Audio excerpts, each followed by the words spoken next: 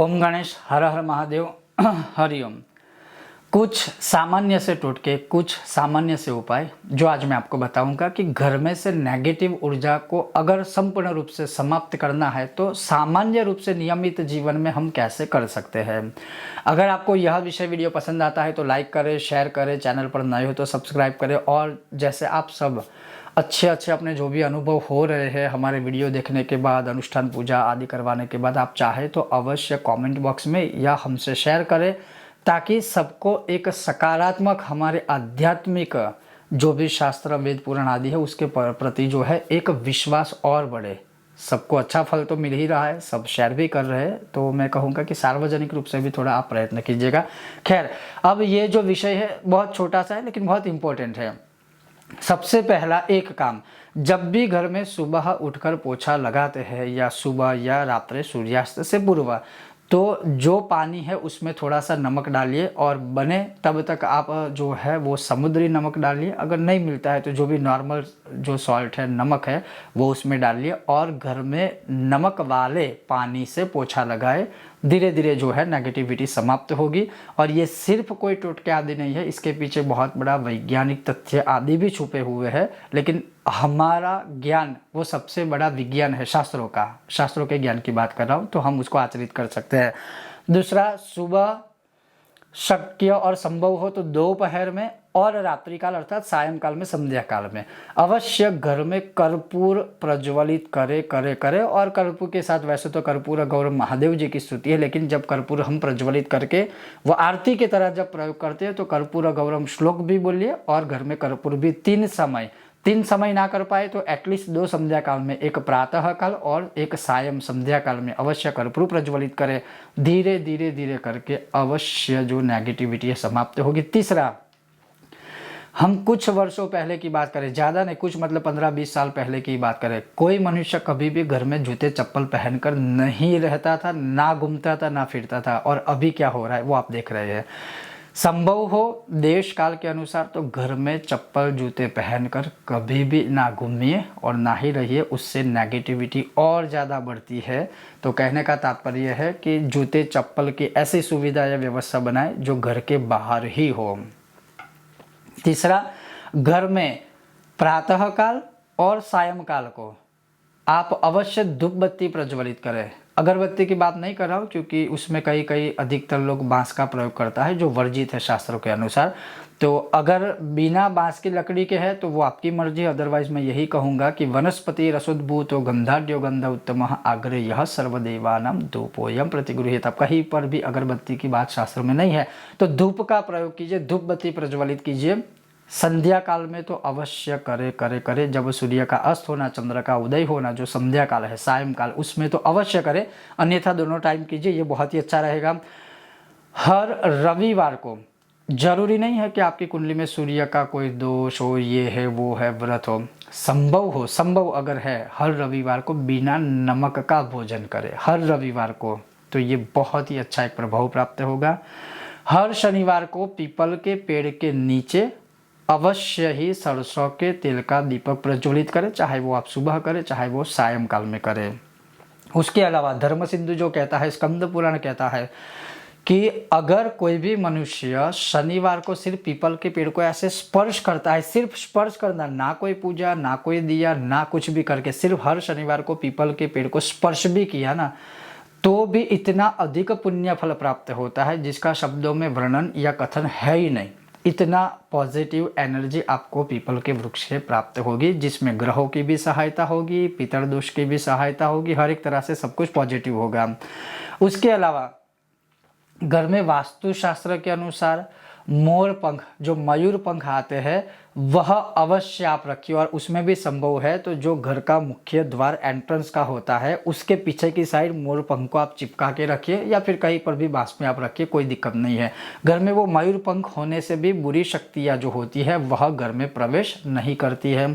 दूसरा, जो आर्थिक स्थिति और दरिद्रता अधिकतर भुगत रहे हैं, जो मैंने स्वयं भी देखा है कि नल पानी का जो है सबका टपकता रहता है, पानी का नल। अधिकतर लोग ऐसे होते हैं कि नल ऑन कर दिया, पानी इतना बह रहा है, इतना बह रहा है, मतलब सिर्फ एक घर से लेकर के 10वें घर तक वो पानी पहुंच जाता है, लेकिन कोई नल बंद नहीं करता। एक तो पानी जो है वह वरुण देवता का स्वरूप है, वरुण भगवान विष्णु का स्वरूप है, और जिस घर में इस प्रकार से पानी का, जल का अगर व्यय होगा तो वहाँ लक्ष्मी कैसे रह सकती है। तो ये जो नल टपकता रहता है या जानबूझकर नल खोल के ऐसे ही फिर माताएं बहनें मतलब घूमते रहते हैं, वो बहुत ही गलत चीज़ है। तो ये जो है वह नेगेटिविटी घर में फैलाती है, उसको दूर कीजिए, दरिद्रता से अवश्य आपको मुक्ति प्राप्त होगी। घर में जहाँ पर भी संभव है, घर में किसी भी जगह पर, खास करके मंदिर के आसपास कोई भी गंदगी मत फैलाइए, स्वच्छता रखिए, और जाले, मकड़ी के जो जाले बन जाते हैं वह नहीं बनने चाहिए, उसका भी ध्यान रखें। किसी भी दीवार पर अगर हमने घड़ी टांगी है तो वो घड़ी बंद नहीं होनी चाहिए, बंद घड़ियाँ घर में रखने से भी नेगेटिविटी बहुत आती है। फिर घर की दीवारें कुछ समय में टूट जाती है किसी कारणवश, तो उससे जल्द से जल्द ठीक करवाइए, उससे भी नेगेटिविटी और राहु का बुरा प्रभाव घर में शुरू होने लगता है, जैसे बुरे सपने आना, नेगेटिव फील होना। तो अगर ये करेंगे तो नेगेटिविटी से आप मुक्त हो जाएंगे। उसी प्रकार से घर में जो मतलब कर्टन आदि है, जो पर्दे वगैरह है, वो स्वच्छ रखिए, अच्छे रखिए और प्रॉपर रखिए। घर में जो तकिया है, रजाई है, या जो बेड की जो पूरी सुविधा है, मतलब जो भी सारे हैं, चाहे वो तकिया हो, कुशन आदि हो, उसको प्रॉपर तरीके से रखिए, अस्त व्यस्त ना रखें।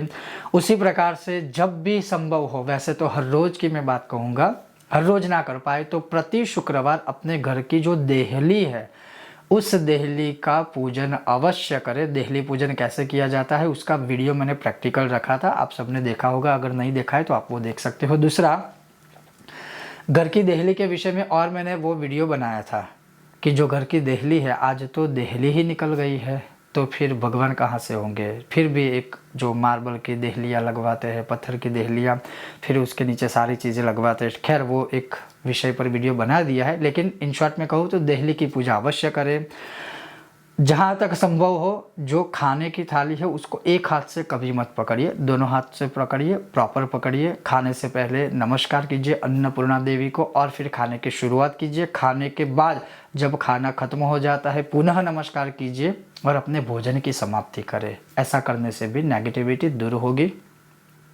दूसरा, एक हाथ से, जैसे कभी लोग ऐसे ऐसे ऐसे करके नमस्कार करते हैं, कभी मत कीजिए, दोनों हाथों से कीजिए। हाँ, आप कहीं वाहन चला रहे हो, मंदिर कहीं आ गया, तो एक रिस्पेक्ट से आप आंखें बंद करके स्मरण कीजिए, या आंखें बंद ना करके भी सिर्फ उनका नाम दीजिए। जैसे मानिए कोई ड्राइविंग कर रहा है तो आंखें तो बंद कर नहीं पाएगा और ना ही करनी चाहिए। तो अगर आपने देखा कि हनुमान जी का मंदिर है तो जय हनुमान बोल दीजिए, लेकिन ऐसे करना जरूरी नहीं है। एक हाथों से नमस्कार करना बहुत बड़ा महापाप है, इसके ऊपर भी मैंने पहले वीडियो बनाया था, अवश्य आप वो देखिएगा। उसी प्रकार से भोजन करते समय, स्नान करते समय और जब पूजा आप कर रहे हैं उस समय पर ना क्रोध करें, और जहाँ तक संभव हो सिर्फ मौन रहे, बोलिए नहीं।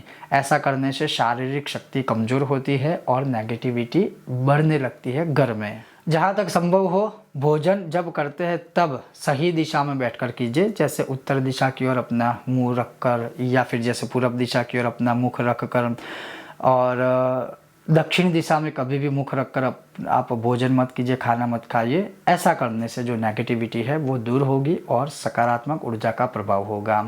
हर हफ्ते में या हर महीने में एटलीस्ट पूर्णिमा या अमावस्या के दिन घर में गौमूत्र और गंगा जल का छिड़काव अवश्य कीजिए। जो भी नेगेटिविटी है वो घर से संपूर्ण रूप से समाप्त हो जाएगी, कोई संदेह नहीं है।